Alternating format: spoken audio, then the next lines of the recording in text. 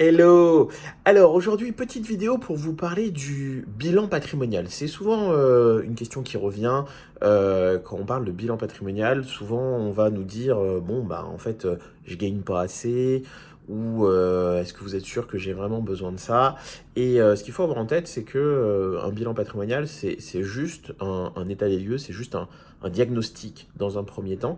Diagnostic qui ne peut être fait si on n'a pas vos éléments. Et on va dire que pour que ce diagnostic fonctionne, finalement, on va collecter deux types de données. Des données objectives et des données subjectives.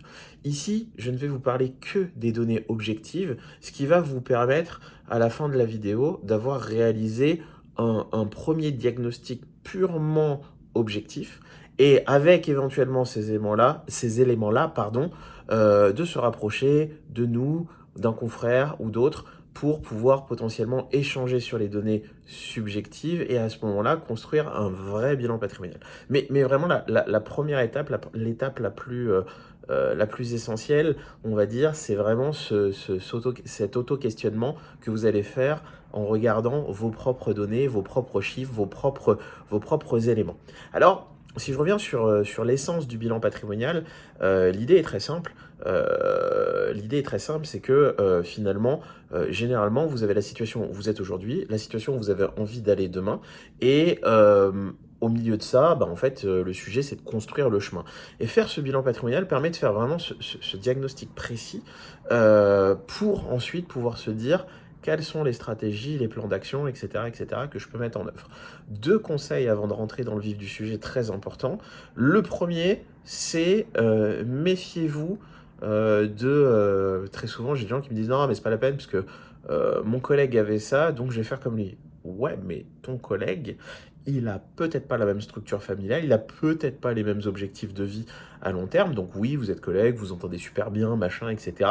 Mais lui, en fait, ce qu'il a oublié de te dire, c'est qu'il a un héritage qui arrive, que toi t'as pas, et donc forcément dans son approche du risque et dans la façon dont il va analyser les choses, bah peut-être que les 10 000 balles en bitcoin pour lui c'est rien parce qu'il a un héritage de 4 millions qui va tomber dans quelques années, là où toi tu l'auras peut-être pas, et donc vous voyez ce que je veux dire par là, c'est c'est toujours dangereux d'aller se comparer aux autres. On peut s'inspirer de ce que les autres ont fait, se poser des questions, se dire ok, pourquoi ça l'a intéressé, pourquoi ça l'a pas intéressé, etc. Mais ensuite, c'est super important de revenir à soi et à ses objectifs personnels. Deuxième point très important, méfiez-vous de cette impression de connaissance en fait. C'est-à-dire que souvent on va dire aux gens, bah vous gagnez combien, vous allez le voir en fait dans la suite des questions que je vous pose. Il y a des gens qui ont aucune idée, il y a des gens qui ont une idée approximative. Et en fait, le sujet, c'est vraiment d'aller regarder les documents, les éléments, parce que vous allez vous rendre compte, même moi ça m'arrive, hein, alors pas forcément sur ce que je gagne, mais par exemple sur des dépenses que je peux être amené à réaliser, ça m'arrive assez régulièrement de finalement, en refaisant le point tous les 3 mois, de voir des dépenses que j'avais pas forcément prévues ou que j'avais pas forcément analysé ce montant-là parce qu'à un moment l'abonnement augmente. On a signé un truc à 20 euros et puis en fait c'est 50. Et c'était écrit hein, en soi dans les conditions générales de vente, on n'a pas forcément été suffisamment attentif, mais le fait de regarder ça permet de rompre l'engagement et puis d'avancer et de ne pas avoir finalement ces comptes qui s'alourdissent. Donc vraiment les deux premiers conseils avant de rentrer dans le vif du sujet, des questions qu'il faut se poser pour faire un bilan patrimonial: méfiez-vous de la comparaison, méfiez-vous de l'approximation, votre cerveau, votre mémoire n'est pas votre meilleur ami, il faut aller vérifier de la data objective. Alors, comme je vous disais, le bilan patrimonial, partie objective, partie subjective. Si on s'intéresse à la partie objective dans cette vidéo, finalement, il va y avoir globalement, on va dire 5 questions qui reviennent systématiquement, auxquelles il faut être capable de répondre de façon précise. La première question, c'est concrètement combien vous gagnez chaque mois de façon stable. Alors, c'est très simple, stable.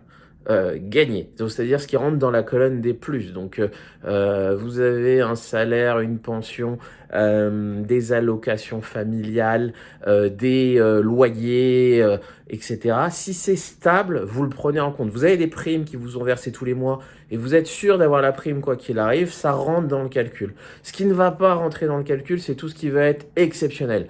Prime de performance mais que vous n'êtes pas sûr d'avoir, on va pas les mettre. Cadeau que votre grand-mère vous fait mais une année sur deux, on va pas les mettre.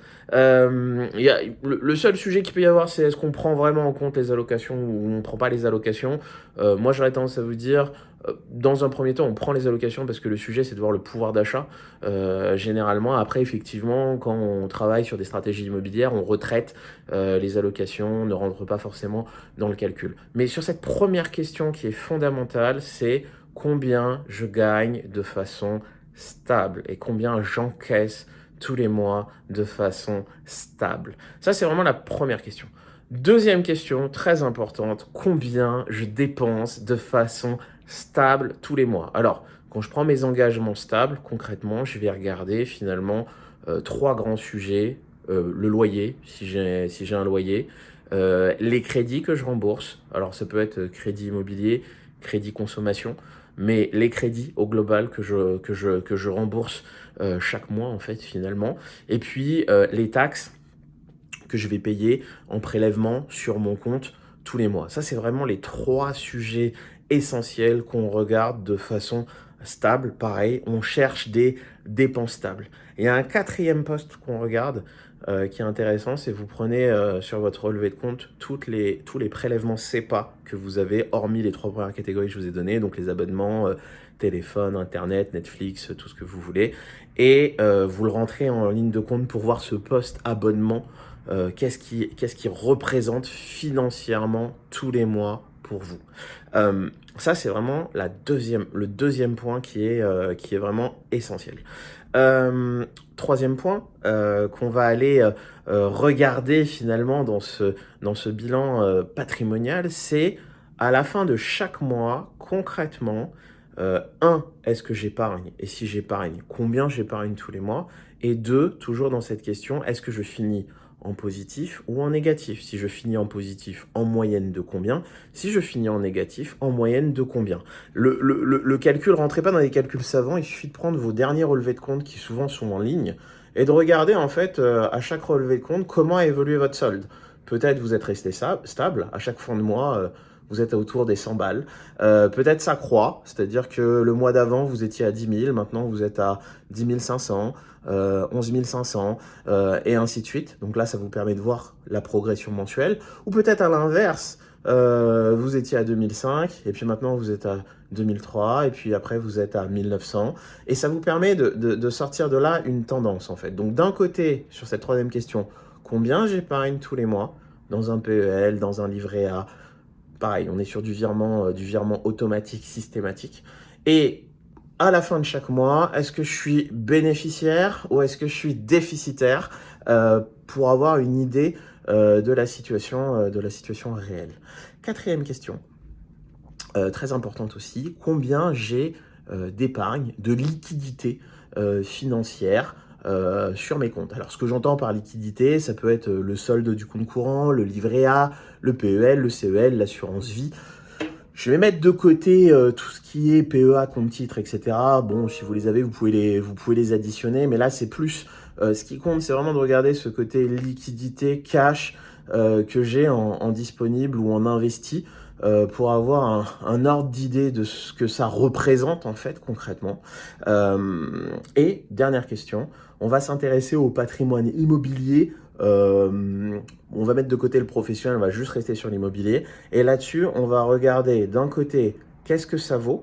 C'est-à-dire, j'ai un appartement ou deux appartements, ils valent 200 000 euros, génial. Donc ça, c'est ce que ça vaut. Et on va regarder en face de ça quelles sont les charges, c'est-à-dire les crédits, les taxes, etc., que je paye potentiellement tous les mois pour voir un petit peu qu'est-ce que ça me coûte ou qu'est-ce que ça me rapporte en fait. En gros, on essaye de voir si c'est un actif ou si c'est un passif par rapport à votre situation. Et en face de ça, si ça vaut 200 mais que j'ai un crédit de 100, ça veut dire que ma valeur nette à l'instant T pour cet appartement, c'est 100 000 euros. Donc c'est l'élément qu'on va regarder. Mon bien immobilier, combien il vaut? Alors, combien je l'ai acheté, combien il vaut éventuellement s'il y a une évolution, combien de crédits je rembourse, combien de charges, combien de capital restant de crédit me reste à rembourser, et combien de charges mensuelles ou annuelles j'ai sur cet appartement ou ce bien pour voir ce qui me rapporte. enfin ce qui me coûte, et puis éventuellement combien d'entrées mensuelles j'ai pour voir ce qui me rapporte. Avec ça, en fait, ça vous donne déjà une bonne vision, et quelle que soit la personne que vous iriez voir pour discuter de votre situation, ça donne une première idée d'ensemble, en fait. Là, vraiment, comme je vous disais, on s'intéresse qu'à la donnée objective qu'il faut aller collecter. Bon, naturellement, je ne vous l'ai pas dit, mais je pense que vous connaissez votre métier, le nombre d'enfants, votre statut marital, et que ça, c'est des choses qui sont sues, on va dire, de façon précise, où on n'a pas besoin d'aller chercher l'information. À la limite, des fois, on va pas se mentir, j'ai des clients, la date de naissance de leur femme, ils sont pas sûrs. Messieurs, vérifiez avant, parce que si vous faites l'entretien avec madame et que vous doutez sur la date de naissance, ça peut être compliqué. Mais du vécu, hein, je vous dis ça avec l'expérience hein, des quelques clients qu'on a accompagnés, qu'on a accompagnés dans le temps. Et ce que je voulais vous dire, pour finir là-dessus, une fois que vous avez collecté ça, finalement, la seule question qu'il faut se poser, c'est quel est aujourd'hui votre plus gros challenge? Est-ce que vous avez du mal à boucler vos fins de mois? Est-ce que vous avez le sentiment que vous avez trop d'argent qui dort sur vos comptes? Est-ce que vous avez trop de pression fiscale? Est-ce que vous avez l'impression que vos biens immobiliers vous coûtent plus que ce qu'ils vous rapportent? Et en fait, c'est ça, finalement, la première chose, c'est de se dire, OK, c'est quoi? Quel est mon plus gros challenge aujourd'hui par rapport à ma situation patrimoniale, où, je sais pas, vous avez envie d'aider vos enfants, mais vous trouvez que vous êtes court tous les mois et que vous n'arrivez pas à le faire, ou que vous travaillez énormément, vous êtes hyper fatigué, mais vous avez le sentiment de pas forcément être payé à votre juste valeur.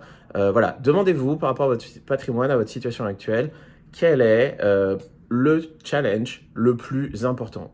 Il peut y en avoir plusieurs, naturellement, mais l'idée, en fait, dans le patrimoine, comme beaucoup de choses dans la vie, les choses se résolvent petit pas par petit pas, et donc il faut avoir une vision d'ensemble et ensuite régler les plus gros problèmes les uns à la suite des autres. Donc voilà un petit peu ce que je voulais vous dire sur cette vidéo liée finalement au bilan patrimonial et à la collecte de la donnée objective, on va dire ça, par rapport à votre situation. Donc je vous laisse regarder ça, ne pas hésiter à poser des questions, interagir avec l'équipe si vous avez besoin de précision, et j'espère que avec ça vous pourrez construire, déjà avoir une première image et avoir une première visibilité pour savoir où est-ce que vous allez. Merci, à bientôt.